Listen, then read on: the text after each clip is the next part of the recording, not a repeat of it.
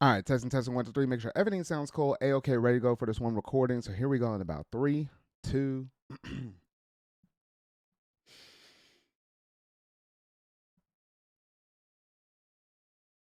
Hello, everybody. Megazard X here, back at it again to give you another very exciting video. And you know what? There's been something that's been kind of running on in the back of my mind, and I felt like it's finally time to address this thing because apparently, just recently, we just had a report from Xbox saying that they're raising their prices once again to buy any one of their Xbox consoles. So if you wanted to get that Series X, that standard console that came out back in 2020, it's now going to cost you a whopping $650. Yes, I am correct. $650. That is a whopping $150 more than what it originally released back in 2020. Here we are 5 years later, and somehow that cost of buying that console has gone up significantly in the span of 5 years. I remember back in my day, consoles used to go down in price in comparison to going up. And I know it's some things in terms of like where the economy sits at now and the way how things has been kind of going up. Some things that might affect it within political, but I'm not going to go into all of those details though. But regardless, the fact that we're having all of these different things go up in price for everything within gaming, and it's just been kind of a crazy wild 2025. And yes, it's not even just only stemming from Xbox. We've seen the same thing happen with PlayStation, same thing happen with Nintendo. So it kind of begs into question, is gaming starting to become a luxury status thing? Where it's just like, hey, you used to have any out of everybody be able to play games, but now with the cost of everything that's going up, not even just the consoles themselves, but some of the games, to where you're gonna start wind up pricing some people out though. So in today's video, I just want to kind of go through the history of where we used to be at almost like literally 5 years ago, and and go back and look at every single price increase that we had for all the consoles, talk about where the cost of the games are at right now, and is there any kind of solution for this thing moving forward though. So here we go, because this one's gonna be a immediate one, y'all. But so here we go, y'all, because this one is definitely going to be a meaty one. But if you hadn't already done so, make sure you go and hit that like button. Go ahead and hit that subscribe button and that bell to stay up to date. All things video game related, I feel like talking about and discussing. But without any further ado, let's go ahead and jump straight up into this video.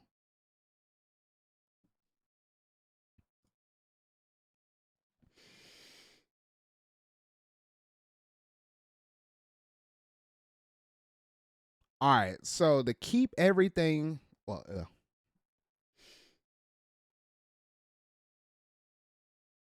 all right, so we have to rewind the clock back to the year of 2020, where the leading consoles on the market was the Nintendo Switch, because the Switch 2 wasn't out at that point. You had the newly announced PS5 that also released that holiday, along with the Xbox Series X, that was basically the souped up stronger version, the new standard, or you can get a watered down version, doesn't have the cleanest or the high end graphics or highest frame rates and stuff, but it kind of met people at a more budget friendly cost with the Xbox Series S. Those were the consoles on the market at that time. Nintendo Switch cost you a whopping $300. You had the PS5 that was a whopping $500, and then you had the Xbox Series X that was also $500. But if you wanted to get the budget friendly Xbox Series S, that came at $300, which is the same cost as the current on the market Nintendo Switch. Now, granted, yes, from that point, we did manage to get the release of what was like the Nintendo Switch OLED system, which was only about a $50 increase, 300 in comparison to 350. You just had like a better OLED screen though, but it didn't do anything super fancy in terms of like any extra bells and whistles in comparison to what we were thinking we were going to get a Switch Pro at that time though. But those were the standard costs for each one of those systems. You fast forward the clock just a little bit, all the way to the year of 2023, back in the month of October, and that's when the PS5 actually had some new SKUs on the market. Where they took out, remember that PS5 that had the built-in disk drive? They took that away, and then they basically said we're going to have one universal SKU moving forward. Though it's going to be a diskless version of the PS5. However, you were able to buy a detachable disk drive. When they did that inclusion, where now you have new models that included the detachable disk drive with it, and models that just were only digital, instead of it being 400 for a digital only PS5 and 500 with the disc drive, they moved the disc drive console up to 450. And if you wanted to have the disc drive, then it's 500. So 450 for all digital, 500 for the disc console. That was the first little markup because they said, quote unquote, it took a little bit more money to be able to make this. I don't know exactly where that might have came from, but I don't know. Let's just go ahead and leave it at that. So that was the first example of a price going up back in the year of 2023. Then we had to flip the book over and look at Xbox because this is where we fast forward all the way to our current year here in 2025 because back in May, a handful of months ago, not too long ago, remember when Xbox came out in a statement saying, yes, we're going to have to raise up the cost of all of our consoles as well. And unfortunately, that meant that, yes, the Xbox consoles, the Xbox Series X that was originally $500, that went up to $600. And the Xbox Series S that was originally $300 went up to $380. And all of these prices are for, the US, for, US dollars and all of this for the whole sake of this video and stuff. But yeah, to see the console go up from $500 to $600, it kind of begs in a question like, dang, what was even the point for people to even recommend getting the Xbox Series X over a PS5? Because the PS5 at the time was still selling for $500 or $450 for a digital version. So that was kind of crazy. Now, mind you, around May of this year, what was also coming on the distant horizon, we had the Nintendo Switch 2. And because of things such as like tariffs and stuff existing and stuff like that, it wasn't the smoothest, out the gate experience for the Switch 2 to actually launch later on in that month of June, along with Mario Kart World and everything else that came in between with all of that. Because when we were supposed to have the cost of that console come out, I mean, they had to retract it, go back at the drawing board, look at all the costs of all the accessories, the upcoming amiibo and stuff like that, the console itself. And Nintendo managed to pull a few strings, but managed to keep the Switch 2 at the current price where it sits right now, as it stands now, $450 for just the console straight up, or if you want the Mario Kart World bundled in with it digitally, $500. And the only way how I felt like they kept that cost the same was thanks to them raising up the price of almost all the accessories. Like all of that got like $5 or $10 increases across the board. And now amiibo are like stupidly expensive. Don't even get me started on that argument. I could probably have a whole entire amiibo dedicated video some point in the distant future though. But I digress. Amiibo shouldn't be costing about the same cost as games. Oh gosh, that was Mario Galaxy amiibo. Anyway though. But yeah, that's kind of where we're standing right now. And then the next one up the bat that had the price increases was with Nintendo. And yes, we already kind of saw it a little bit with accessories though, but they had to come back to the drawing board and say, hey, you know what? Some consoles that most of y'all probably already have, at least 150 million of us at this point now, they went and marked up the Nintendo Switch Lite, the standard Nintendo Switch, and the Nintendo Switch OLED. They moved the basic Nintendo Switch from what was 300 up to 350. The OLED moved up from what was 350 up to 400, and then you had that Switch Lite that actually managed to get a bump of $30. So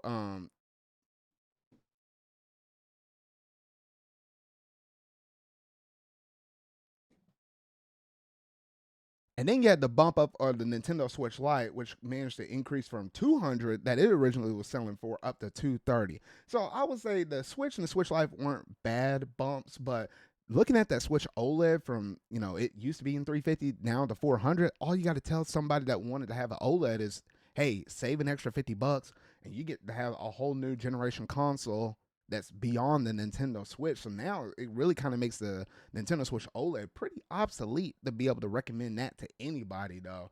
And it's kind of crazy because these consoles have been on the market for so long. People have been clamoring on the Nintendo like, hey, are y'all ever going to mark those systems down in price? Maybe we can manage to surpass the sales of, the PS2 whenever, Mark Cerny, however, he managed to pull them sales out of his back pocket or whatever, saying that the PS2 managed to sell like upwards up to 160 million. So that's kind of crazy though. But anyway, they were the third ones up the bat in terms of Nintendo raising the cost of consoles and everything else in between. Then you look over here at PlayStation, where one was never enough. They said we got to come back and hit you again a second time though, because as it stands back in August, around August 21st of this year, they managed to mark up the PS5 consoles once again. So now the digital edition that was $450, it's now the standard $500.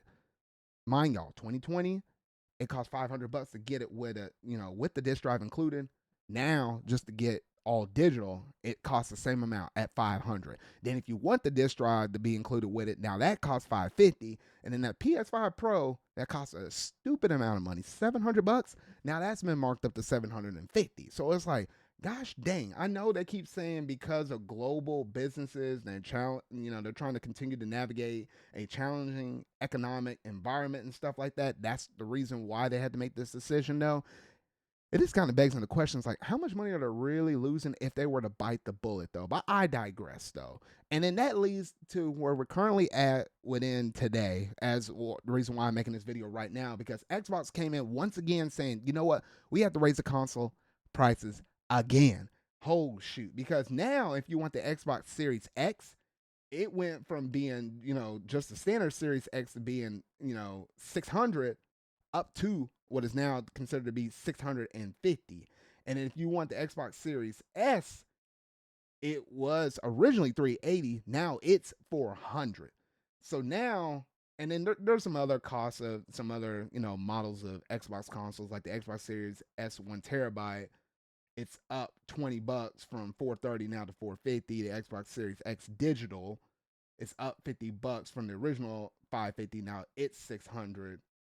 And then the Xbox Series X 2 TB Galaxy Edition is up 70 bucks from 730 up to now what is considered 800 bucks. So to have a 2 TB Xbox Series X that's with that disc drive and everything, that Galaxy bundle and everything, costing 50 bucks more than a PS5 Pro, which honestly can do more in terms of resolution and frame rate, that's just wild. So I know that was a lot of numbers, a lot of things to digest, but I have to talk about the history of where we started from to where we're currently at now, which then brings up the bigger question is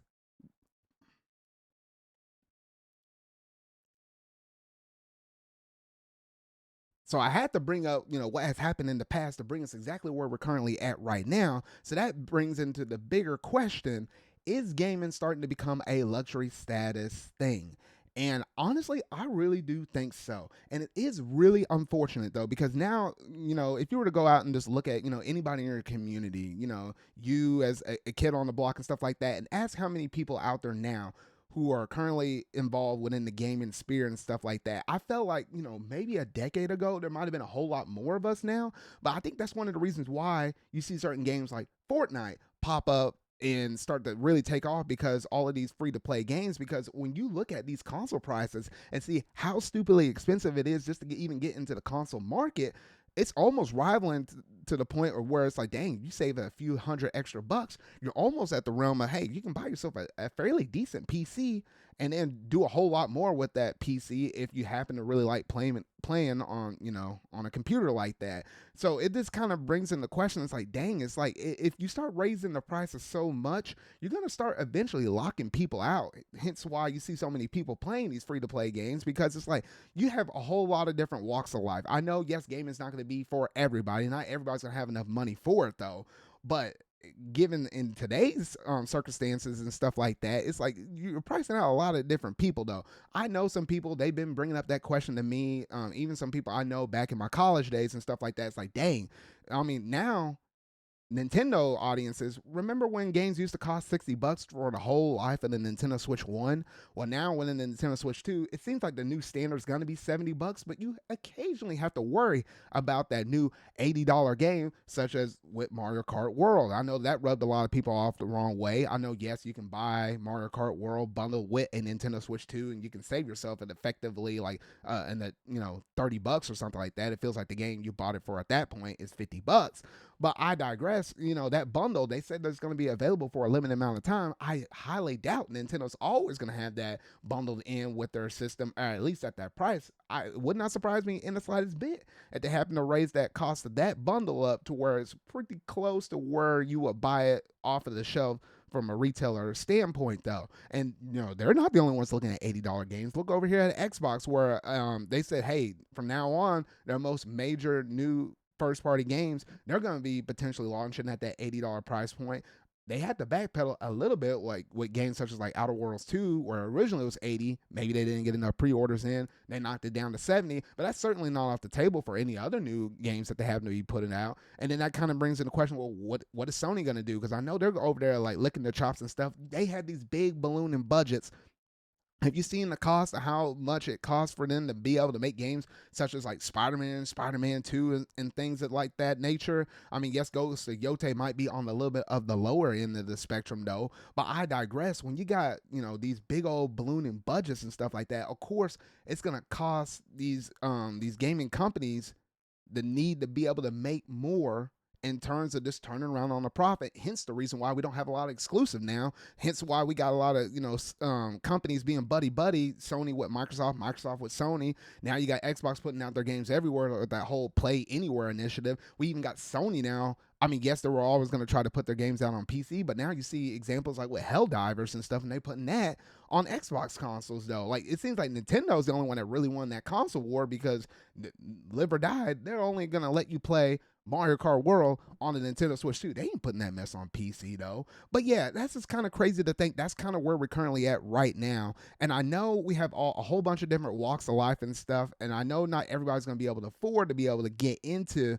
playing, anything gaming related though. But when you got new games coming out that cost $70, sometimes they could cost even as much as $80. Games that have been older games such as like Mario Galaxy or whatever though, you originally could buy that game for like $20 on the Wii U Virtual Console, and now they're marking that mess all the way up to $40. It just seems like these companies, they're starting to get a little too greedy for their own good. And yes, I know some, as I said earlier, not everybody's going to be able to afford this. But when you got all these different walks of life and stuff like that, and people having to worry about, hey, do I have enough money to be able to put food on my table, pay the bills, keep the lights on? If you got some people that are living paycheck to paycheck like that, and back almost a decade ago, they could almost afford to splurge and spend a little money here and there to be able to get in the game. But now with these costs of these consoles now, the cost of individual games coming out, some accessories, and and anything else that might be associated that you might need for gaming, costing this much, I mean, you're starting to lock people out, and it is just truly, really unfortunate right here though. And thankfully, I'm blessed to be able to have such things such as like the Switch and the Switch 2, the PS5, and a PC at the moment. So I can pretty much play anything that comes out on the market. But not everybody else is going to be super fortunate. And, for most people, they might only be able to afford one thing, your Xbox, your PlayStation, or your Nintendo. And you just kind of hope that, whatever game you want to play that's currently out on the market comes to your system now. And I feel like that's going to be even more so a thing. And it's really been pushing a lot of people talking about exploring PC. If you're going to have to already pay so much to get into gaming in general, you might as well be able to get a little bit more use out of it though. But y'all gotta let me know down in the comment section down below, how are you feeling about all these prices going up for these consoles that been routinely been going up for the whole year of 2025? These companies having these big ballooning budgets, hence the reason why we're going from 70 to $80. Mind you, we didn't even have $70 games be on the market for the whole life of what will be a PS5 or Series X console generation before Xbox saying, you know what, I know we went from 60 to 70 at the start back in 2020, but midway through this generation or close to the end, we're going from 70 to 80. That's wild to go up not just $10, but $20 within the same generation. That's just something to kind of keep in the back of your minds as well. Let me know how you're feeling down in the comment section down below, because this is just truly getting out of hand. And we got to do something about this. Terrorist aside or whatever, though, like, there's got to be a better solution for all of this, for all gamers, like, period, point blank, period. But yeah, that's all I got to say in this one video, though. And I'm going to go ahead and leave it at that, though. So if you really like this video, make sure you're going to hit that like button. Go ahead and hit the subscribe button and that bell to stay up to date on all things video game related I feel like talking about and discussing, though. So remember, y'all, until our video I make next, see y'all.